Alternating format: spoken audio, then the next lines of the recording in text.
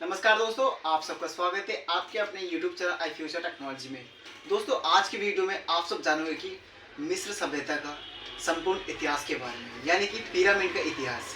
Pyramid किस प्रकार दिखता है, पिरामिड को बनाने में किन किन धातुओं एवं प्रोडक्टों का उपयोग किया गया था, पिरामिड के अंदर ऐसा होता क्या है जिसे वैज्ञानिक रिसर्च एवं संयोग रूप से ढूंढते और खोजते रहते हैं समय समय पर।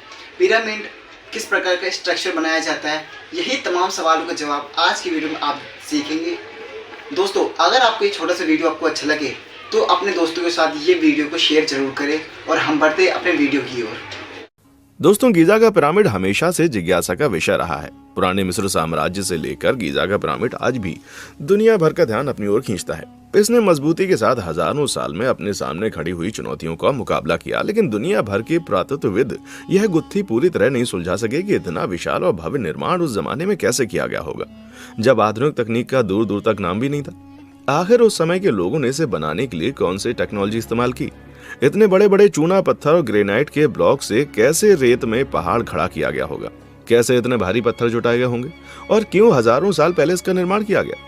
चलिए दोस्तों, आज के इस वीडियो में हम आपको इन्हीं सब सवालों का जवाब देंगे और दुनिया के सबसे रहस्यमय विषय मिस्र के पिरामिड के बारे में विस्तार से बताएंगे। दोस्तों, मिस्र के पिरामिड वहां के तत्कालीन फैरो, अगर अपनी भाषा में कहें तो वहां के सम्राट को दफनाने के लिए बनाया गया स्मारक स्थल है, जिनमें राजाओं के शवों को दफनाकर सुरक्षित रखा जाता था। इन शवों को मम्मी कहा जाता है। उन शवों के साथ खाने पीने की चीजें, पेय पदार्थ, कपड़े, गहने, बर्तन, हथियार, जानवर और कभी कभी तो सेवक सेविकाओं को भी दफना दिया जाता था, क्योंकि प्राचीन मिस्रवासियों का मानना था कि मृत्यु के बाद दूसरा जीवन शुरू होता है। इसलिए वे अपने सम्राट को इन सारी सुविधाओं के साथ दफन करते थे। भारत की तरह ही मिस्र की सभ्यता बहुत पुरानी है और वहां से मिले प्राचीन सभ्यता के अवशेष वहां की गौरव गाथा कहते हैं। यूं तो मिस्र में 138 पिरामिड है, लेकिन काहिरा के उपनगर गीजा में 3 लोकप्रिय पिरामिड हैं, जिनमें से सिर्फ गीजा का ग्रेट पिरामिड ही है प्राचीन विश्व के 7 अजूबों की सूची में शामिल। आपको बता दें, दुनिया के 7 प्राचीन आश्चर्यों में केवल यही एकमात्र ऐसा स्मारक है जिसे काल प्रवाह भी खत्म नहीं कर सका। मतलब दुनिया में इतना पुराना मानव निर्मित कोई भी दूसरा स्ट्रक्चर नहीं है मौजूद। ये पिरामिड 450 फीट ऊंचा है और 43 सदी तक ये दुनिया की सबसे ऊंची संरचना बना रहा और 21वीं सदी में ही इसकी ऊंचाई का कीर्तिमान टूट गया।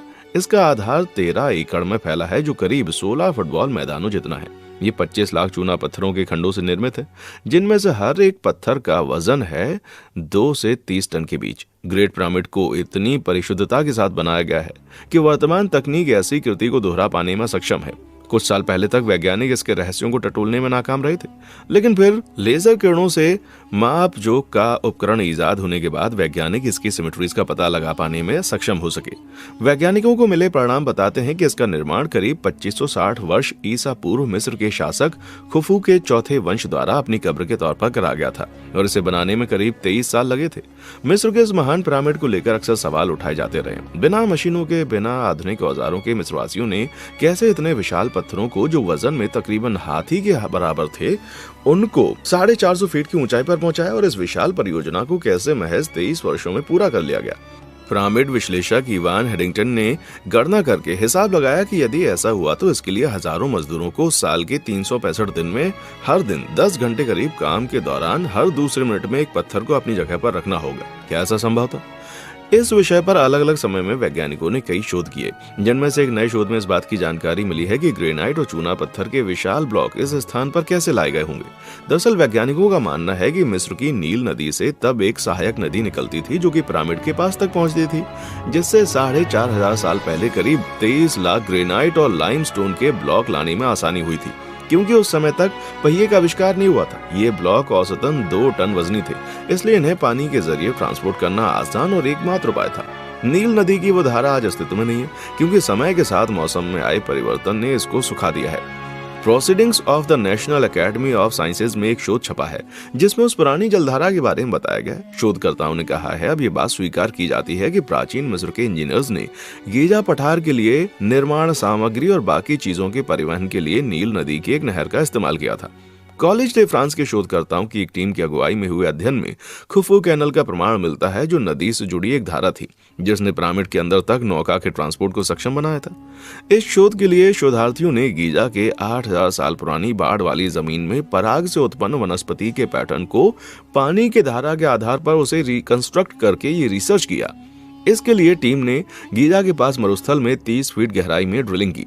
उन्होंने उस जमाने में वहां मौजूद पौधों के जीवन के बारे में जानने के लिए पराग कणों का विश्लेषण किया और पाया कि जो स्थान आज मरुस्थल बन चुका है वहां कभी पौधों की 61 प्रजातियां हुआ करती थी।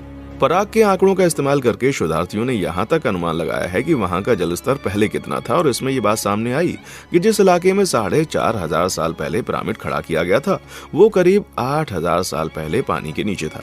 अगले कुछ हजार वर्षों में ये पूरी तरह सूख गया। टीम ने जिस जलधारा के सबूत जुटाए हैं वो इतनी गहरी थी कि उसमें परिवहन मुमकिन था। शोधकर्ताओं ने पाया कि समय के साथ मिस्र सूख गया, नील का वो चैनल जो था वो विलुप्त हो गया और वो इस्तेमाल के लायक नहीं रह गया, लेकिन तब तक पिरामिड खड़ा किया जा चुका था। हालांकि नई रिसर्च में भी टीम ने इस बात की ओर इशारा किया है कि चीजें कब और कैसे बदली और मौजूदा लैंडस्केप कैसे तैयार हुआ, इस पर्यावरण आधारित पूरी टाइमलाइन के साथ साक्ष्य अभी भी मौजूद नहीं है। विशाल ब्लॉक को फिट करने के अलावा क्या प्राचीन मिस्रवासियों को मैथमेटिक्स और एस्ट्रोनॉमिकल नॉलेज का अच्छा ज्ञान था? विशेषज्ञों के मुताबिक पिरामिड के बाहर स्टोन ब्लॉक्स को इतनी कुशलता से तराशा और फिट किया गया कि जोड़ों में एक भी ब्लेड नहीं घुसाई जा सकती थी। मिस्र के पिरामिडों के निर्माण में कई खगोलीय आधार पाए गए, जैसे कि तीनों पिरामिड आर्यन राशि के 3 तारों की सीध में है। वर्षों से वैज्ञानिक इन पिरामिडों का रहस्य जानने के प्रयास में है, लेकिन अभी तक कोई खास कामयाबी नहीं मिली है। आपको बता दें, अगर पृथ्वी का भौगोलिक केंद्र नापा जाए तो उसका केंद्र वहीं आता है जहां पर अभी ये पिरामिड बने हुए हैं। ये पिरामिड्स पृथ्वी की उत्तर दिशा पर भी बिल्कुल सटीक तरह से बैठते हैं। उसका आगे का भाग उत्तर दिशा को बताता है और इजिप्ट में गीजा के 3 महान पिरामिड आकाश में आए हुए एक नक्षत्र के 3 तारों के साथ एकदम सटीक तरह से मिलते हैं और इस नक्षत्र का नाम है ओरियन बेल्ट। रात को देखने पर तीनों पिरामिड इस नक्षत्र के 3 तारों एल निटैक, एल नीलाम और मिनाटाक एक साथ एक सटीक लाइन बनाते हैं, जो एक रहस्यमय बात है। इस थ्योरी को रॉबर्ट रॉवल ने साल 1983 में बताया था। पिरामिड की ऐसी बनावट को देखकर वैज्ञानिक अचंभित हैं, क्योंकि आज के समय में भी ऐसी संरचना बनाना लगभग नामुमकिन है। तो पिरामिड को 4,000 साल पहले कैसे बनाया होगा? ऐसे असंभव पिरामिड को देखकर कुछ वैज्ञानिकों का मानना है कि उस समय एलियंस धरती पर आए थे और अपने साथ एडवांस टेक्नोलॉजी लेकर आए थे। उन एलियंस ने ऐसे अद्भुत पिरामिड को बनाने में इंसानों की मदद की और संभवतः ये एलियंस ओरियन बेल्ट नक्षत्र के उन्हीं तारों में से आए होंगे। कहा जाता है उस समय ये मिस्र के वासियों का मानना था कि अगर राजा या रानी की बॉडी को इस चैम्बर के अंदर रखेंगे तो उनकी आत्मा उन ओरियन नक्षत्र के तारों की तरफ चली जाएगी। पर यह अब तक एक थ्योरी है जिसे ओरियन स्टार शाफ्ट थ्योरी कहते हैं। गीजा के इस पिरामिड में अंदर कई जगह पर टनल बनी हुई है। अब तक की खोज के आधार पर पिरामिड के अंदर सिर्फ 3 ही चैम्बर मिले हैं, किंग चैम्बर, क्वीन चैम्बर और बेस चैम्बर। अंदर और कितने चैम्बर है कोई नहीं जानता। दोस्तों, हम सब लोग जानते हैं कि पिरामिड को राजा या रानी की डेड बॉडी को रखने के लिए बनाया जाता था। ये बात सच है कि पुराने समय में राजा या रानी के मृत शरीर को मम्मी बनाने की प्रक्रिया से मम्मी बना देते थे और फिर मम्मीज को इन पिरामिड के अंदर रखते थे। लेकिन आप सुनकर चौंक जाएंगे कि अभी तक किसी भी पिरामिड में एक भी मम्मी नहीं मिली। जी हाँ, जब पिरामिड्स को खोजा गया तब अंदर के सारे टॉम्स मतलब मम्मी को रखने वाली जगह खाली थी। राजा के चैम्बर में ना राजा की मम्मी मिली और न रानी के चैम्बर में रानी की। वो सारे टॉम्स खाली निकले। दोस्तों, मिस्र में सिर्फ इन्हीं पिरामिड से जुड़ी रहस्यमय चीजें नहीं है, बल्कि यहाँ पर कई ऐसे रहस्य मौजूद हैं जो खोजकर्ताओं को अपनी ओर खींचते हैं। डेंडेरा इजिप्ट में एक जगह उसका नाम है। यहाँ पर डेंडेरा लाइट कॉम्प्लेक्स नाम का एक मंदिर है जो कि एक रहस्य बना हुआ। ये मंदिर इजिप्ट वासियों ने अपने भगवान हेटोर के लिए बनाया था। साल 1850 तक उसके ज्यादातर हिस्से पर रेत थी, जिसे बाद में हटाया गया, जिसके बाद इस मंदिर के अंदर बहुत से अद्भुत चित्र देखने को मिले। उनमें से कुछ चित्र आज के समय के बल्ब से मिलते हैं। थ्योरिस्ट का मानना है कि प्राचीन काल में इजिप्ट में इलेक्ट्रिसिटी थी जो कि एलियंस की देन थी। दोस्तों, ऐसी बहुत सी थ्योरियां जो बताती हैं कि इजिप्ट के इन पिरामिडों का रहस्य सुलझाना आसान नहीं है। हम अपनी अगली किसी वीडियो में आगे की कहानी बताएंगे। उन वैज्ञानिकों ने पिरामिड के अंदर के चैम्बर को कैसे ढूंढा और क्या हुआ था जब एक कैमरा को पिरामिड के अंदर भेजा गया था, और उन वैज्ञानिकों का क्या हुआ जो इसकी खोज में सबसे पहले अंदर गए। देखने के लिए शुक्रिया।